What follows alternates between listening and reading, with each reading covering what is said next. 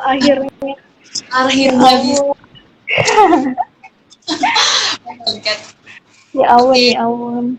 mari dibuka dulu ya. Assalamualaikum warahmatullahi wabarakatuh. Ya, Waalaikumsalam kenalkan, warahmatullahi wabarakatuh. Nas. Ini saya sebagai host dan ada apa ya?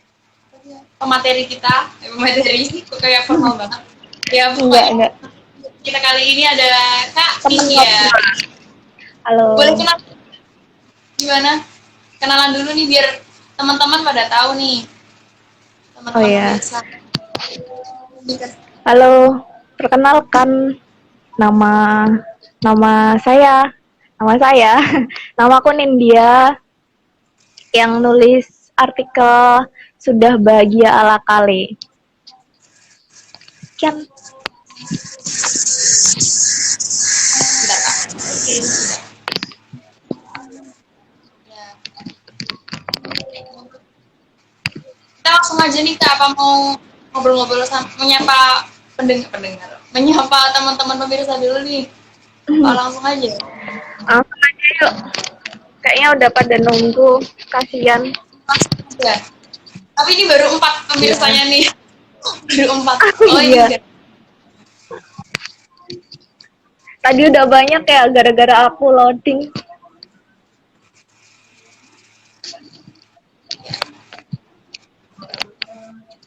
Kayaknya langsung aja kali ya, apa enggak? Boleh, nggak apa-apa. Ya. Kita cerita-cerita aja. Kamu udah nonton kan ya? Udah nonton dong. Tapi nggak pas awal-awal ya baru. Ya, Kenapa? baru-baru nonton, baru-baru Nontonnya kemarin. kapan? Baru-baru Oh kemarin iya. ini enggak awal rilis gitu, kayak gitu. Itu masih di bioskop online masih ada? Nggak tahu. Aku nontonnya di ini di Telegram bajakan. Telegram. Bayar. Aduh, jadi mengungkapkan. Aduh. Yang penting udah nonton kan. Iya. Nah, menurut Mbak tuh gimana sih film sudah ini kan yang memproduksi itu kan sama tuh sama nanti kita cerita tentang hari ini.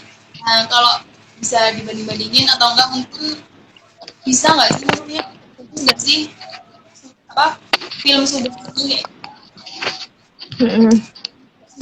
Eh, kalau aku sendiri kan kalau dibandingkan nih sama nanti kita cerita hari ini tentu aja jauh ya.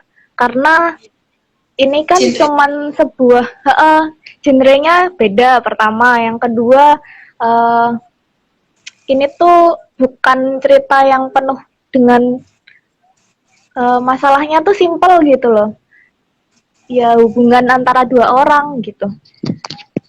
Terus apalagi ya, kalau misalkan si apalagi uh, ini deh, Story of Kali ini kan cuman spin-off. Kalau teman-teman tahu, spin-off itu adalah film yang uh, mengambil salah satu karakter di film utama. Jadi misalkan di film utama itu ada satu karakter yang dia itu menyita perhatian. Nanti kalau suaraku nggak kedengeran bilang ya. oke. Jadi misalkan dalam suatu film itu uh, ada satu karakter yang menyita perhatian, kemudian satu karakter itu dibikinkan apa namanya film tersendiri gitu sama sutradara yang sama. Contohnya film spin-off itu ada Despicable Me. Pernah nonton belum Despicable Me? Ya, itu yang grup itu sama minion-minionnya. Nah, di situ kan diceritakan yang jadi pemeran utama kan si grup. Cuman karena minion-minionnya itu menyita perhatian juga. Jadi dibikinlah film spin-off dari Despicable Me ini, filmnya Minion gitu. Jadi sama kayak kali ini. Kalau dibandingkan ya beda jauh gitu sebenarnya. bagus enggaknya bagus karena di film ini terjawab gitu loh pertanyaan kita tentang kenapa sih si Kale ini bersikap kayak gitu ke Awan, kok jawabannya kayak gitu ke Awan gitu. Di film ini tuh terjawab gitu dengan singkat, dengan padat, cuman sejam ya. Tuh, jadi bagus. Itu yang pertama karena menjawab. Terus yang kedua, aku ngelihat dari penulisan skripnya sih. Penulisan skripnya ini menurutku nggak boring. Jadi isinya itu ya percakapan yang wajar di antara biasanya percakapan umum, dialog umum antara dua orang yang saling berhubungan gitu loh, pasangan, dialog pasangan gitu. Jadi relate sama banyak orang dan itu nggak membosankan. Apalagi alurnya maju mundur kan, kita dituntut untuk lebih konsentrasi sama alur ceritanya gitu. Itu dulu.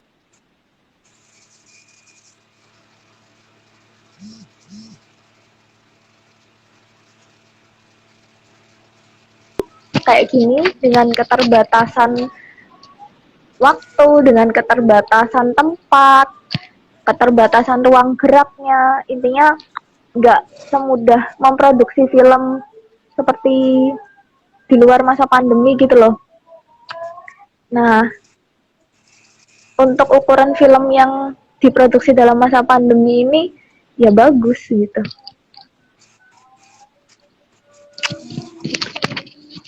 Kalau menurut antara Kale sama Dinda itu punya chemistry. Punya apa? Ada chemistry-nya tuh mereka kayak dapet nggak sih kayak menurut Mbak tuh? Oh ya. Kalau aku itu aku lebih cocok si Dito ini sama si Aurel atau Kale sama Dinda ini karena aku ketika ngelihat si Kale sama si karena Awan itu terlihat entah karena tubuhnya kecil ya jadi lebih muda aja gitu ya nggak sih. Untuk chemistry-nya tentu aja lebih dapat sama si Aurel karena di sini kan juga intens banget disorot hubungannya mereka itu. Sedangkan kalau sedangkan kalau di NKTCHI itu kan yang disorot bukan cuma hubungan Awan dan Kale, tapi juga keluarganya Awan gitu.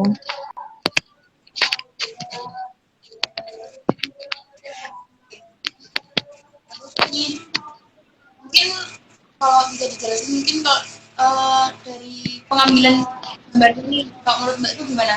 Kayak sinematografinya gitu. Dari segi pengambilan gambar kelihatan nggak sih maksudnya nge-shootnya tuh dari apa namanya kameramennya tuh bagus nggak sih? Ini aku kurang tahu ya kalau misalkan sinematografi ini karena juga aku nggak tahu teorinya kayak apa. Kalau nggak musik-musik yang ada di mana di film Sunda nih kayak udah nyambung sama filmnya gitu. Itu yang jadi perhatianku yang bikin film ini bagus adalah tadi penulisan skripnya. Dari skripnya itu kita bisa lihat karakternya Dinda sama Kale sama Argo juga. Terus dialognya nggak bosenin dan untuk soundtracknya juga jadi perhatianku karena cocok aja apalagi buat pas apa ya namanya si Kale duet sama Dinda itu Aurelnya kan kebetulan suaranya bagus banget ya jadi cocok gitu dan lagunya juga meledak ya sedangkan untungnya pemain utamanya tuh bisa nyanyi bagus gitu loh jadi tuh kayak iya bener padahal dia bukan musisi dia cuma ini ya aktris ya selebgram gitu bukan musisi. Jadi Kan kebetulan yang pas. ini nih langsung apa namanya konsep bagian yang ala kali ini. Nah kan kalau di nanti kita cerita tentang hari ini kan itu kayak dia nolak Awan gara-gara dia pernah ngalamin apa namanya masa lalu yang ini kan sama si Dinda ini. Nah itu tuh kalau di film sudah ini kan itu tuh omongannya Dinda tentang bahagia itu nggak ada orang yang bisa bertanggung jawab atas kebahagiaan hidup kita selain kita sendiri. Nah itu tuh menurut Mbak Nindi itu gimana sih konsep bahagia kayak gitu itu tuh kayak mesti diterapin setiap orang apa enggak sih? Apa emang apa orang tuh bisa tuh bahagiain satu sama lain kayak gitu asalkan emang keduanya itu bersepakat atau gimana? Kalau menurut Mbak itu gimana? Ya. Jadi di sini kita belajar tentang sebenarnya di lirik lagunya Kale kan sudah dibilang Kale Ardito dibilang kalau misalkan jadilah bahagiamu sendiri, karena sebenarnya bahagia itu kita yang ciptain gitu loh, yang bisa bikin kita bahagia walaupun dalam keadaan yang tidak bahagia, kita tuh bisa tetap bahagia gitu, datangnya dari pikiran kita sendiri. Dan ketika ada seseorang yang datang dan kita pengen saling membahagiakan, itu juga bisa sih jadi sumber bisa jadi salah satu sumber kebahagiaan kita. Cuman jangan dijadiin satu-satunya gitu loh. Kita tetap Takutnya ya, ekspektasinya itu kan. ya karena nggak semua orang itu kan tetap takdir Tuhan yang menentukan gitu loh. Jadi gimana ya? Kalau kita bisa menciptakan bahagia yang kita sendiri, kita juga gampang gitu bikin orang lain bahagia. Dan misalkan nih, karena latar belakang dua orang yang berbeda dan pengen saling membahagiakan, itu harusnya ada komunikasi gitu loh di antara mereka berdua. Ini loh bahagianya aku tuh kayak gini gitu. Terus yang satunya juga bilang, ini loh bahagianya aku tuh kayak gini gitu. Ketika udah tahu masing-masing konsep kebahagiaannya masing-masing, kita tuh jadi tahu gimana sih caranya untuk biar dia itu bahagia gitu. Jangan sampai kita nggak bilang dan bikin pasangan kita itu nggak sengaja merusak kebahagiaan kita, terus kita nyalah-nyalahin, padahal yang salah ya kita yang nggak bilang gimana sih sebenarnya bahagianya kita itu kayak apa gitu. Kalau di film sudah itu kan ingin ada adegan yang nunjukin kalau si Kale tuh pokoknya nyuruh Dinda buat aku pokoknya ini kudu sering ngomong-ngomong ke aku nih kayak gitu, sering laporan gitu kan, itu kayak maksudnya dia tuh biar kayak saling terbuka, saling komunikasi. Tapi nyatanya si Dinda tuh kayak merasa terkungkung kayak gitu, merasa nggak bebas kayak gitu. Komunikasi yang seharusnya tuh kayak gimana sih, kayak mereka tuh jadinya kayak hubungan yang fisik gitu loh, padahal tuh mereka kayak pengennya saling terbuka. Tapi karena ini ya kali ya, kaliannya tuh terlalu ini protektif kali ya. Kalau menurut Mbak Nindya sendiri gimana nih? Kalau menurutku aku nggak mau nyalahin si Kalenya ini ya, karena dengan latar belakang dia yang punya keluarga broken home, ayahnya atau ibunya kalau nggak salah itu kan pergi cerai atau selingkuh, aku nggak tahu ya. Intinya pergi dan dia itu merasa kehilangan orang yang dia sayang. Dia ngelihat ayahnya itu kehilangan orang yang dia sayang dan dia nggak mau ngelakuin itu. Dia nggak mau ngerasain itu gitu loh. Makanya dengan dia bersikap kayak gitu ke Dinda, mengantisipasi gitulah intinya, jangan sampai dia uh, merasakan hal yang sama kayak orang tuanya dulu gitu. Tapi itu pada Dan akhirnya tuh belum selesai ya. gak, Kayak gak belum sih, selesai. tak terusinnya, dan si Dindanya nggak bilang kalau misalkan nggak ngerti gitu loh, nggak ngertiin si Kale ini. Dia kalau itu dia lah, kalau dia itu punya trauma, dia itu punya trauma kayak gitu yang bikin dia kayak gitu loh. Tapi kayaknya tuh si Dinda udah tahu juga tuh loh, kayak sebelumnya kan si Kale ngomong ini kan, aku nggak pengen hubungan ini kayak kayak bapak dan ibuku, tapi terus si Dinda ngomong, "Eh, aku ini bukan ibumu dan kamu bukan ayahmu," kayak gitu gitu kan. Mm-mm. Sebenarnya Nah berarti itu itu apa? kayak tapi apa Dinda. Iya ya paham. Itu, nah di film ini tuh sebenarnya kita tuh disuruh netral gitu loh. Ada sisi salahnya Kale, ada sisi salahnya Dinda, ada sisi benernya Kale, ada sisi benernya Dinda gitu. Nah, ketika waktu kayak gitu, ini salahnya Kale ya. Salahnya Kale itu dia nggak bisa melepas bayang-bayang masa lalu gitu. Makanya itu kan lagunya dia yang sudah itu kan ada liriknya juga, apa namanya, apa, pokoknya yang dia melepas masa lalu gitulah intinya.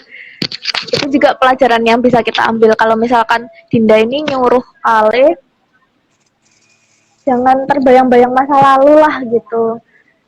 Terbayang-bayang masa lalu justru bikin kamu tuh kayak gini, kayak posesif gitu loh ke dia.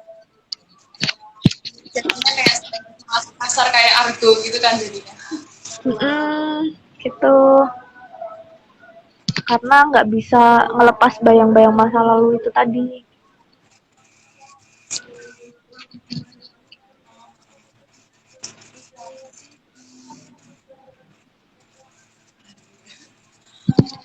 Itu ada pertanyaan dari Mbak siapa?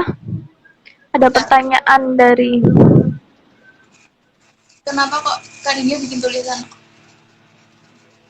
Oh ya, kenapa kok Kak Nindya bikin tulisan tentang film ini sih? Insight-nya gitu. Itu apa Kak? kenapa aku tertarik sama film ini? Karena yang pertama, aduh jadi malu. Sebenarnya aku itu sebelum NKTCHI suka dengerin lagunya Ardhito, suka sama musisinya. Nah, karena itu bikin aku tertarik nonton NKTCHI. Ternyata bagus kan?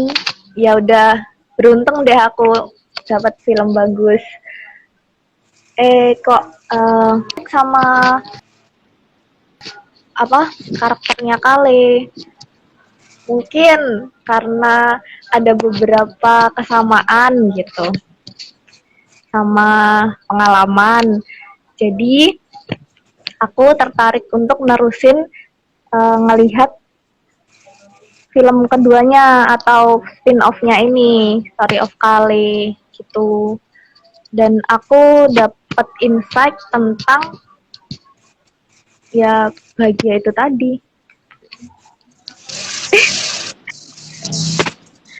Tuh.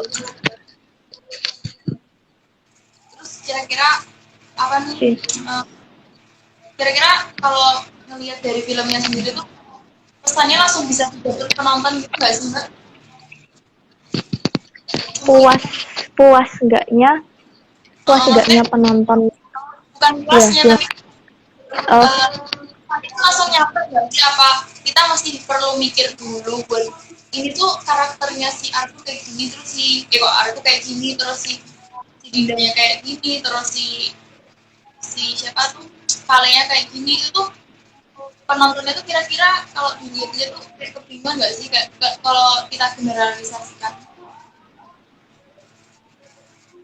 eh gimana penontonnya gimana? Aku kurang Penonton dengar. ini gak sih? Penontonnya. Sorry. Ini pesan yang mau disampaikan sama sutradaranya si pembuat filmnya itu kayak gitu loh. Itu Oh, kayak pesan nyampe enggak? apa? Oh iya. Ya, kalau tergantung orang yang lihat sih. Kalau menurutku nyampe karena apalagi tema besarnya yang diangkat Mas Angga ini kan tentang abusive relationship ya, dimana orang-orang tuh biasanya mau membicarakan tuh tabu karena kerasa bucin banget gak sih orang yang bertahan di abusive relationship itu. Alasannya mereka kan bagi kita yang berpikir wajar itu kan kayak ya ampun bucin banget sih, udah tahu dikerasin kenapa masih bertahan gitu loh. Tapi di sisi lain bagi mereka yang berada di hubungan itu ya mereka percaya kalau misalkan pasangannya itu bisa berubah lah, atau gara-gara oh ini emosi doang, nanti kalau nggak emosi nggak kayak gini kok gitu. Ada aja lah alasan-alasannya mereka. Nah inilah yang bikin apa namanya, topik abusive relationship ini nggak agak gimana gitu buat dibicarakan. Ketika Mas Angga ngangkat film ini, benar-benar ya sampai pesannya, sampai visualisasi ini loh abusive relationship itu, dan di akhirnya juga si Aurel berhasil melepaskan diri dari hubungan abusive relationship-nya itu kan. Jadi pesannya nyampe menurutku. Kecuali di akhir, di ending itu si Aurelnya tetap menjalin hubungan sama Argo atau Kale. Itu beda lagi pesannya. Di sini kan pesannya mereka benar-benar pisah gitu.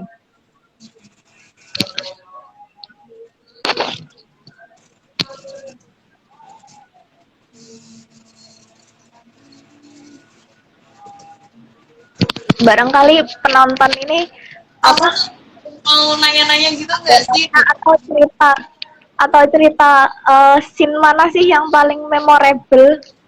Uh, Kalau kamu scene mana yang paling memorable, Mas? yang bagian mana ya? Yang bagian bagian ini sih, yang dimana sih mana? Berkesan tuh bagian si Kale tuh ngomong bakal ngebahagiain, tapi nyatanya tuh dia malah kayak jadi kayak Argo gitu loh, kayak gitu. Jadi tuh kayak oh jadi tuh uh, jangan ngasih ekspektasi ke orang lain gitulah, kayak gitu kalau emang nggak bisa bener-bener yakin bisa ngasih ekspektasi itu kayak gitu. Itu sih lebih kena yang itu. Kamu kaget ya kalau misalkan terakhirnya si Kale kayak gitu? Iya kayak tiba-tiba dia, wih kok ini karakternya langsung Iya. berubah. Awalnya dia tuh kayak apa namanya, dia bakalan Sabar. kayak gitu kan, kayak perhatian gitu sama si Dinda, terus akhir-akhirnya tuh kayak yang di scene dimana si Dinda di dalam kamar itu loh, kayak tiba-tiba marah-marah gitu loh kan, kayak wih ini kayak malah jadi kayak si Argo gitu, kayak gitu. Kayak itu sih yang paling berkesan gitu, kayak perubahan karakternya kayak gitu. Padahal di awal-awal itu ini ya, apa yang berkesannya malahan justru ketika si Kale itu bilang ayolah dibicarain, ketika Dinda tuh udahlah aku tuh udah selingkuh tinggalin aku gitulah intinya. Tapi si Kalenya minta komunikasi lagi, minta berbicara baik-baik. Terus dia bilang kan sampai kapan kamu nggak ngizinin aku baca pikiranmu gitu, gimana aku bisa ngerti. Nah di situ kan ada sosok Kale yang sabar intinya gitu, sabar, terus tahu caranya kalau ada konflik jadi selesaikannya lewat berkomunikasi gitu. tapi ternyata terakhirnya kayak gitu. Karena ini sih kok tiba-tiba aku kepikiran yang bagian si Kale tuh ngomong yang lagi kan itu lagi kayak debat-debatnya sama si Dinda. Nah itu tuh si Kale ngomong aku rela deh jadi selingkuhan jadi kayak yang kedua gitu loh. Kan dia kan jadi selingkuh kan si Dindanya, terus tuh kayak dia tuh masih tetap pengen hubungan sama si Dindanya gitu loh. Kan Iya. kayak udah sama aja mengingkari konsepnya yang apa sih buat apa namanya buat ninggalin hubungan yang ini yang nggak baik gitu kan Ya. sama saya Iya, tahu deh. iya.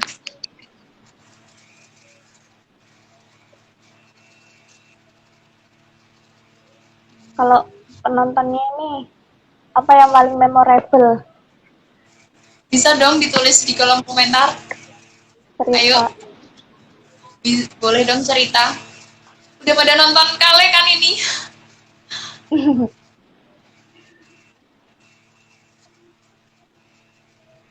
Gimana pemirsa? Ayo, pemirsa. Bisa tulis di kolom komentar. Ayo.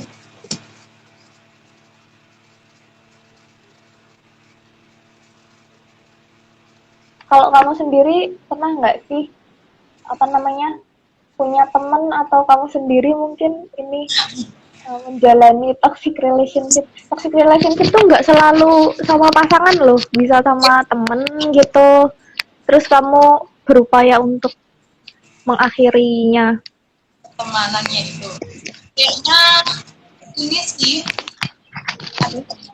adanya sih kayak ini bukan ada sih dulu tapi pas SMA gitu loh kayak orangnya tuh kayak suka bully gitu loh suka bully sih kayak ngejek-ngejekin gitu lah intinya kayak gitu ngejek-ngejekin aku terus terus ini sih misalnya nih, aku pengen kuliah di ini di UGM terus kayak aku kan kerjaannya cuma tidur kalau nggak tidur tuh baca buku maksudnya tapi baca buku tuh bukan baca buku yang pelajaran gitu loh terus di kelas tuh sering tidur kayak gitu yang kayak gitu kan yang kayak orang yang nggak rajin-rajin amat gitu loh terus Iya, iya, iya. kayak aku nempel tulisan tuh di dinding di dinding iya di dinding kamar terus tuh kayak ini temanku itu kayak ngeliat lah ih nggak mungkin kayak gitu UGM terus kayak diketawain gitu loh terus akhirnya ya Wow.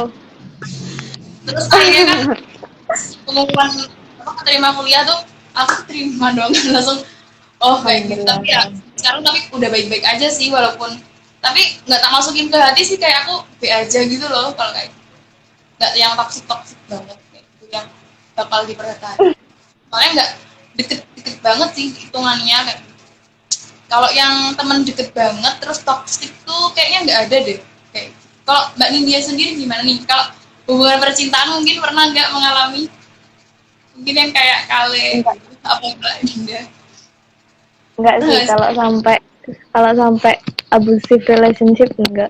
Karena ya karena kalau udah komunikasi kan sering banget tuh kalau dalam pasangan gitu kan kayak gitu pernah nggak sih iya pasti pernah, kalau nggak pernah pasti aku nggak nulis ini. sorry ini ada pengalaman sendiri juga gitu kan oh tema dulu single Tidak boleh. Aduh. Ya itu makanya yang scene kali kali sabar itu loh, karena jomblo. Bukan. Iya pinter. Aku pengen menyudahi hubungan tapi nggak punya hubungan, bisa nggak? Bisa. cari dulu Mbak, cari dulu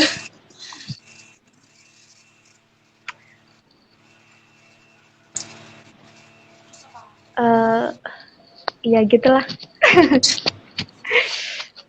terus gimana sih kayak misalnya kan misalnya di suatu hubungan nih biar kan keberhasilan suatu pasangan itu berhasil kalau saling saling percaya sama saling komunikasi satu sama lain gitu kan kayak gitu nah kalau di film sudah ini kan kayak saling komunikasinya tuh kayak lebih nyuruh si Kale itu nyuruh si Dinda buat tiap apa ngapain lapor, walaupun sebelumnya tuh si Kale ngomong ke Dinda kan, ceritain kalau kamu nggak usah nih apa namanya lapor-lapor kalau mau lagi main sama siapa, tapi ujung-ujungnya tuh kayak si Kale cemburuan gitu loh, kayak jadinya kok kamu main sama dia, nggak boleh kayak gitu, nggak boleh kan kayak gitu kan. Nah kalau menurut Mbak Dinda sendiri tuh gimana sih kayak hubungan yang komunikasi yang baik gitu, yang kayak gimana kalau kayak si Dinda sama si Kale kan kayak nggak banget kan.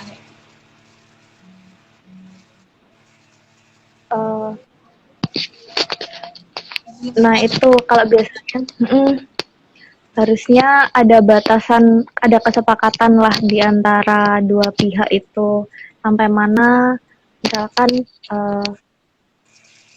entah itu berinteraksi dengan lawan jenis atau pergi kemana atau frekuensi ngabarin atau gimana, itu harus ada kesepakatan lah di antara dua pihak seharusnya. Tapi kan kebanyakan nggak diomongin, itu jadinya salah paham. Batasannya orang-orang kan beda. Menurut si A mungkin kalau misalkan chatan nggak boleh saking posesifnya kan, tapi menurut si B ya nggak apa-apa, terserah kamu. Intinya kan berarti disamakan ininya, apa namanya, disepakati batasnya sampai mana gitu.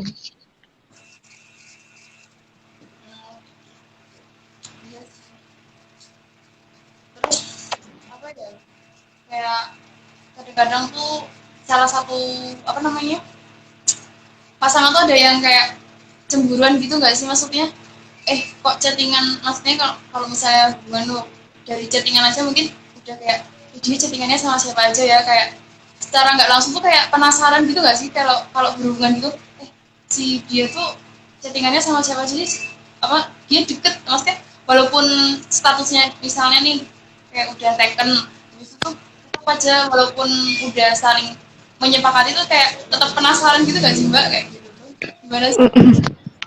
Jadi tuh kayak Ya itu. misalnya uh, ya, namanya kan ada juga nih yang pasangan di mana bagi-bagi password orang akun IG nih misalnya, terus ada yang apa namanya terus ngeliatin ininya nih apa namanya DM. DM-nya, terus ada kalau nggak komenan sering komen siapa, nah terus ngeliatin sering misalnya si cowoknya tuh sering chattingan sama cewek lain, kamu kok chattingannya sama si dia terus sih kayak begitu kan, juga memicu kecemburuan atas ini, kayak gimana sih Mbak?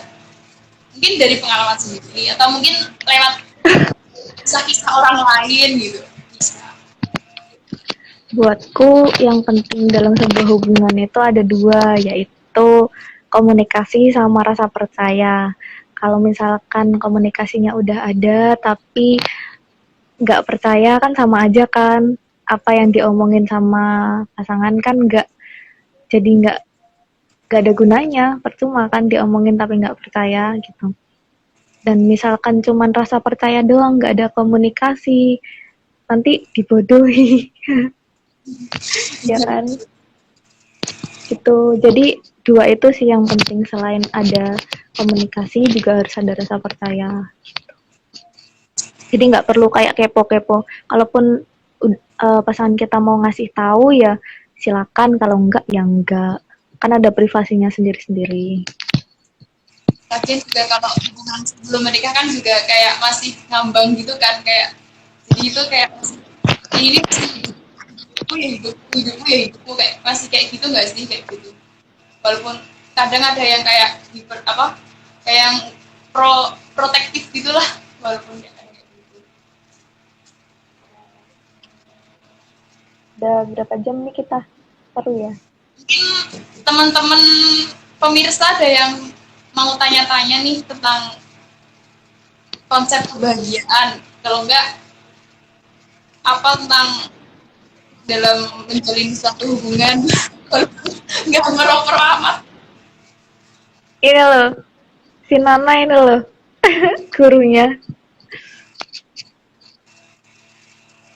Gimana komunikasi yang baik, nah?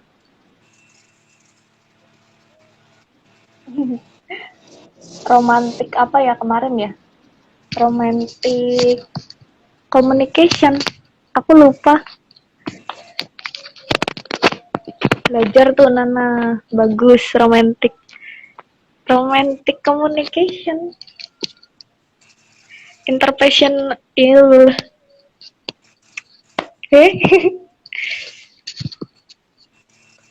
Ayo dijelaskan. Atau mungkin ada sesi sendiri. Enggak, aku kurang berpengalaman kayak kali. Cara mutusin pasangan yang nggak menyakitkan gimana sih? Boleh nih dijawab. Aku nggak pernah mutusin. Pesannya Kak Wilda, boleh cerita dong Kak di kolom komentar. Kenapa kok bikin mutusin? Mungkin bisa dijelasin alasannya gitu. Ngomong baik-baik. Nah, gitu. Intinya mah semuanya diomongin ya. Tapi ngomong tuh nggak semudah nyuruh ngomong tuh nggak semudah nyuruh ngomong ya gitu.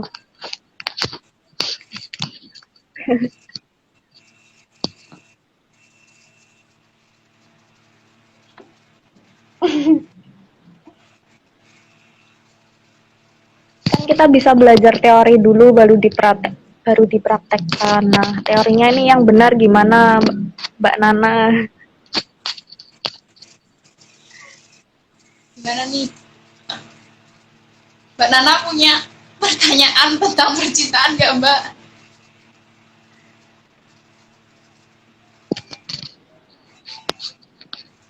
Cara mengakhiri, nah gimana?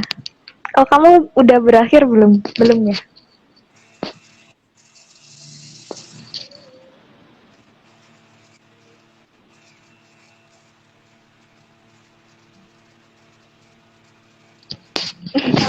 Yang nggak menyakitkan gimana Kak? Cara move on yang ini nih, apa ya? Yang nggak menyakitkan. Ya hapus kontaknya, waduh, blokir IG-nya, Mbak. Kadang orang mikir kalau ngeblokir IG atau ngapus kontak gitu-gitu kan suatu perbuatan yang childish ya. Tapi menurutku sih enggak.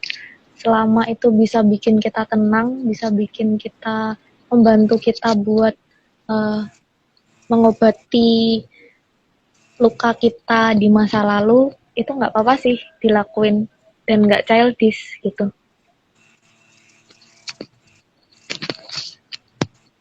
Dengar gak sih suaraku guys? Dengeran kok. Dengar suaraku nggak? Dengeran kok. Apa? Kedengeran. Kedengeran. Kedengeran. Apalagi nih? Kita mau bahas apa lagi nih, Mbak? Aduh, kok agak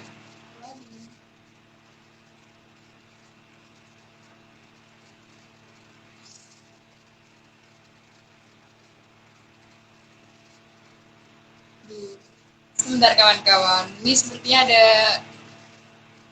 ada gangguan jaringan. Teman-teman. Duh, Kak Nindya tidak bisa berjoin lagi. Sepertinya sinyalnya sedang buruk. Sebentar. Undang lagi ya teman-teman. Mari bersabar.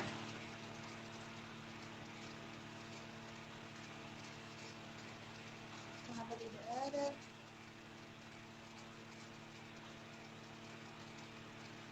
Sebentar teman-teman.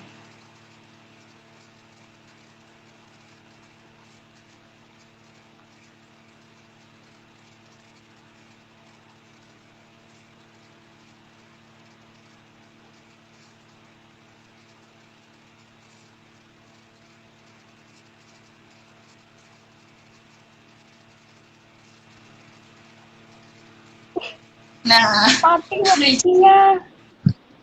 Wifi-nya mati.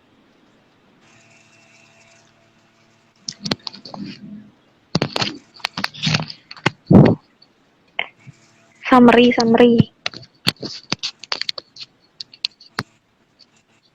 tuh kan aku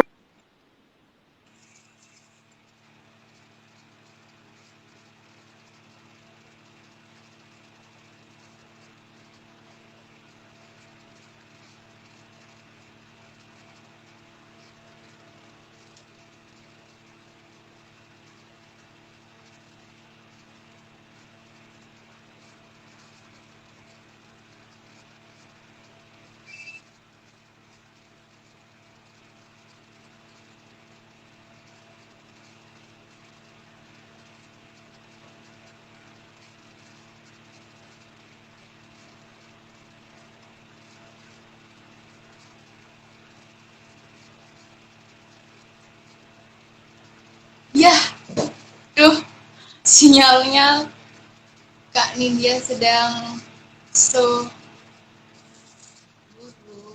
Bentar. Saya undang lagi ya teman-teman. Mari bersabar teman-teman.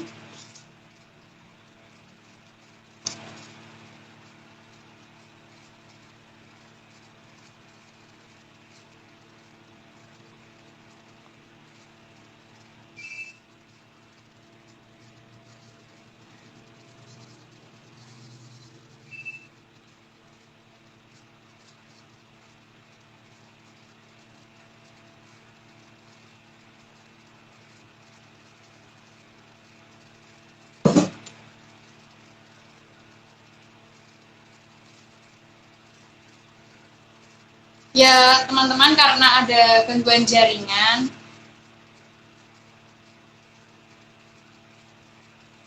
karena Kak Nindya sedang ada gangguan jaringan, jadi sepertinya kita akhiri sesi live kali ini. Ya, kita simpulkan bahwa konsep bahagia Kale itu bisa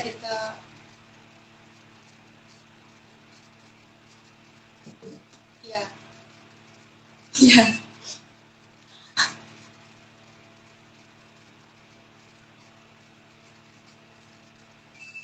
Kesimpulannya, jadi